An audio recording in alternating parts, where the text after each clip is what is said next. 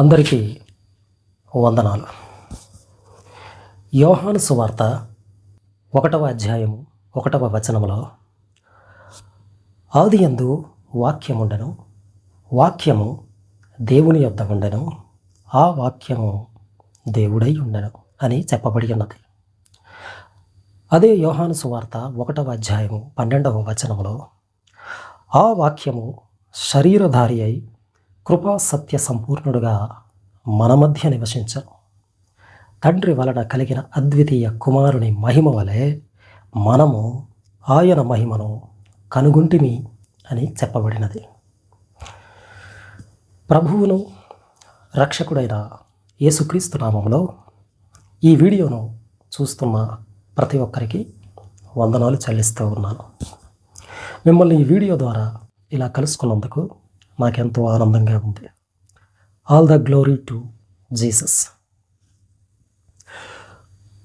వాక్య రూపంలో ఉన్న దేవుడు శరీరధారి అయి కృపా సత్య సంపూర్ణుడిగా మన మధ్య నివసించుటకు వచ్చిన ఆ అద్వితీయ కుమారుడు రక్షకుడైన యేసుక్రీస్తుని గురించి ఈ క్రిస్మస్ సీజన్లో మీతో అనేకమైన విషయాలను నేను పంచుకోవాలని ఆశపడుతూ ఉన్నాను.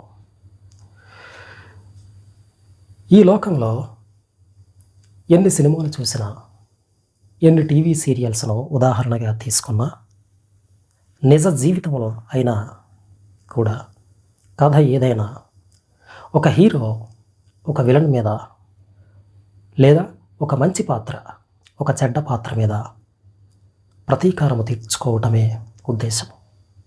అదే కదా కథ.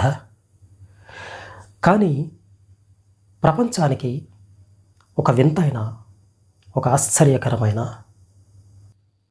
ఆశ్చర్యచకితులను చేసే స్వభావం చూపటానికి ఈ లోకానికి వచ్చి దానిని నెరవేర్చినటువంటి యేసుక్రీస్తును గురించి నేను కొన్ని విషయాలను మీతో చెప్తాను. అయితే యేసుక్రీస్తు ఈ ఆశ్చర్యకరమైనటువంటి, వింతైనటువంటి ఆ స్వభావము ఎలా చూపాడు, ఎలా నెరవేర్చాడు అంటే ఆ స్వభావాన్నే మనము ప్రేమ అని చెప్పుకోవచ్చు. ఈ క్రీస్తు ప్రేమ ఎలా వింతైనది, ఎందుకు ఆశ్చర్యకరమైనది?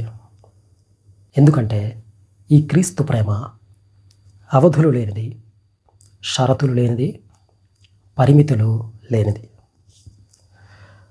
ఆ విషయాన్ని మనము ఎలా చెప్పగలము? ఉదాహరణకు, పిల్లలు బాగుపడితే తల్లిదండ్రులు ప్రేమిస్తారు. అదే పిల్లలు చెడు మార్గంలో ప్రయాణించి ఈ లోకంలో పాడైపోతే తల్లిదండ్రులు ఏమనుకుంటారంటే, నా కడుపున చెడబుట్టారు అని అనుకోవచ్చు. ఒక ప్రేమికుడు అందాన్ని చూసి ప్రేమిస్తాడు, ఒక ప్రేమికురాలు ధనాన్ని చూసి ప్రేమించవచ్చేమో. మనల్ని ఇష్టపడే స్నేహితులు, లేదా మన కోసం డబ్బులను ఖర్చు పెట్టే స్నేహితులు ఉన్నప్పుడు అటువంటి స్నేహితులను ఎవరైనా ఇష్టపడతారు కదా.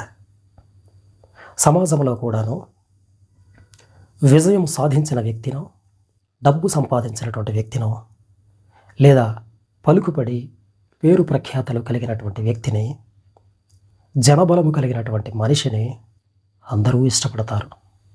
కానీ మన స్థితి ఏదైనా, స్వభావము ఎలాంటిదైనా కూడా ఒక మనిషిగా మనల్ని ప్రేమించి ఇష్టపడే స్నేహితుడు, మనల్ని స్నేహితుడు అని పిలుస్తూ ఉన్నటువంటి ఆ దైవ రూపంలో ఉన్నటువంటి మానవుడైన యేసుక్రీస్తు, ఆ అవధులు లేని ప్రేమ, ఆ షరతులు లేని ఆ ప్రేమను ఈ లోకానికి చూపించటానికి మానవుడిగా జన్మించాడు. అదే క్రిస్మస్. ఆ ప్రేమను మనం కూడా ఇతరుల పట్ల చూపించాలని యేసుక్రీస్తు ఆశపడుతూ ఉన్నాడు. అదే ప్రేమను మనం కూడా చూపించాలని ఆయన కోరుకుంటూ ఉన్నాడు. మత్తయి సువార్త 5వ అధ్యాయము 46వ వచనములో ఏమని చెప్పబడిందంటే, మిమ్మును ప్రేమించు వారిని మీరు ప్రేమించిన ఎడల మీకేమీ ఫలం కలుగును? ఇదే విషయము లూకాసు వార్త 6వ అధ్యాయము 32వ వచనంలో కూడా ఎలా చెప్పబడిందంటే, మిమ్మును ప్రేమించు వారినే మీరు ప్రేమించిన ఎడల మీకేమి మెప్పు కలుగును? పాపులను తమ్మును ప్రేమించు వారినే ప్రేమింతురు కదా. ఒక వ్యక్తిని ఇష్టపడకపోవడానికి అనేక రకాలైనటువంటి కారణాలు లేదా రకరకాలైనటువంటి కారణాలు ఉండవచ్చు. కానీ ఒక వ్యక్తి మీద ఇష్టము, ప్రేమ చూపాలంటే నిజమైనటువంటి ప్రేమ, అభిమానము కావాలి. ఆ నిజమైన ప్రేమ యేసుక్రీస్తు దగ్గర నేర్చుకుందామా? అందరికీ ముందుగా క్రిస్మస్ మరియు నూతన సంవత్సర శుభాకాంక్షలు తెలుపుతూ, క్రీస్తులో మీ సహోదరుడు. Praise the lord.